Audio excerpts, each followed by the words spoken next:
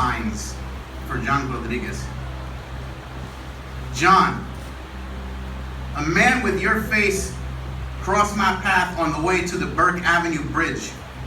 By your face, I mean the bald head, the black frames of your glasses, the eyes that gave away nothing, noted everything.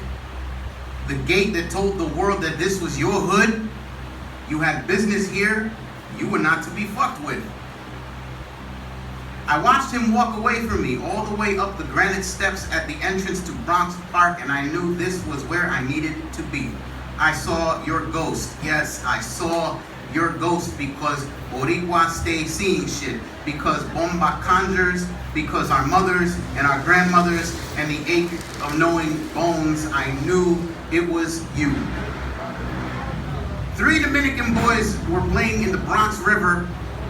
It's clean and clear now, and that's unheard of, because the city poured millions of dollars into its renewal, dredged out tires and skulls and bottles and horseshoes, because white people from Westchester run kayaks down here now, like the good old days before Hispanos.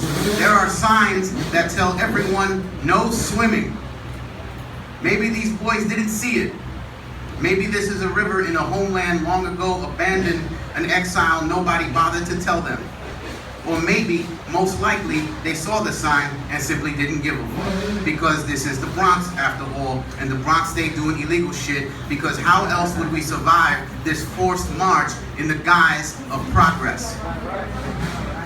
There was a spot near the boys, a patch of riverbank that would support the weight of your funeral. It was only going to be a handful of us.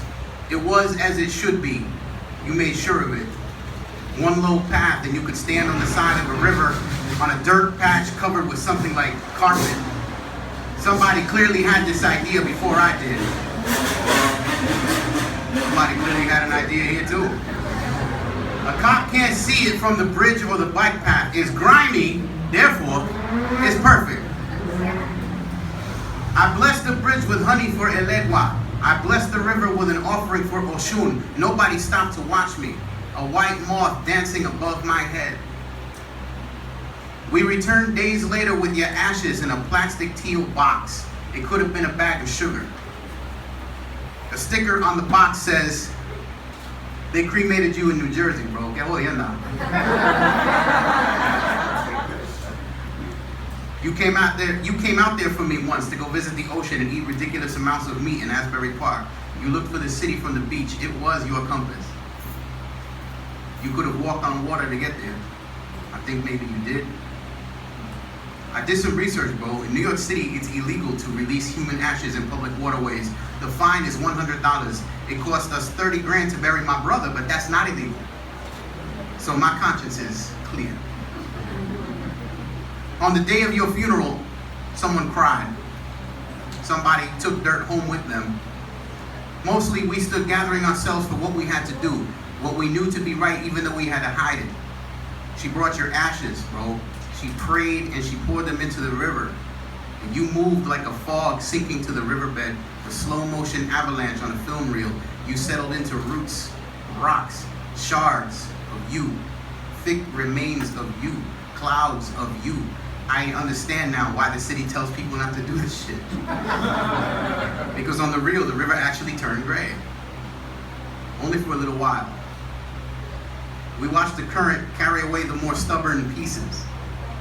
We saw the ancient mud come alive with new ashes. And we watched the river turn clear again. We placed you in the last patch of forest left in this city. You couldn't leave if you wanted to. There was a butterfly in the underbrush, and he flew erratically at our feet. Oya sent the rain in sheets when I chose this place, like the entire sky wanted to fall on me. If I told you a rainbow appeared over the Bronx River Parkway, you tell me to cut that shit from the story, because who would believe it? That wasn't you in the park, you'd say, and you'd be wrong. Even you, John. Even you came back to the water, as everything must, eventually.